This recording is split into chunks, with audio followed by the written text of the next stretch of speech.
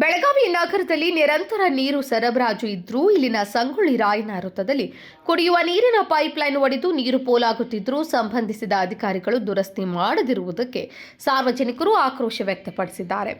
ಶನಿವಾರ ಹನುಮನ ದೇವಸ್ಥಾನಕ್ಕೆ ಬರುವ ಭಕ್ತರು ರಸ್ತೆಯ ಮೇಲೆ ಹರಿಯುತ್ತಿರುವ ನೀರಿನ ಮೇಲೆಯೇ ನಡೆದು ಹನುಮಂತನ ದರ್ಶನ ಪಡೆಯುತ್ತಿದ್ದಾರೆ. ಈ ಕೂಡಲೇ ಸಂಬಂಧಿಸಿದ ಅಧಿಕಾರಿಗಳು ದುರಸ್ತಿ ಮಾಡಿಸಬೇಕೆಂದು ಸಾರ್ವಜನಿಕರು ಆಗ್ರಹಿಸಿದ್ದಾರೆ.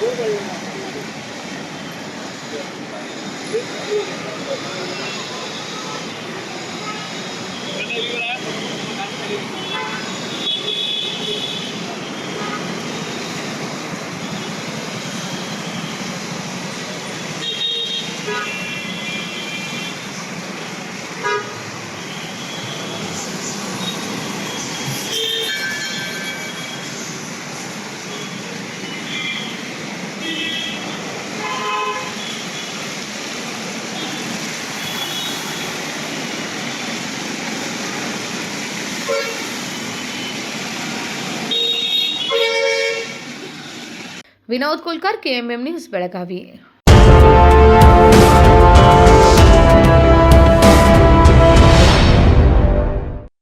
ಜಗಮಗ ಜಗಮಗ ಹೊಳೆಯುವ ಕಣ್ಣುಗಳು, ಹೃದಯದಿ ಹರುಷದ ಅಲೆಗಳು.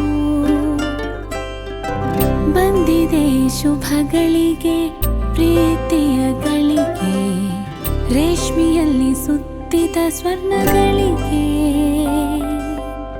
BS Channabasappa and Sons, The Textile Mall, Tilakwadi, Belagavi.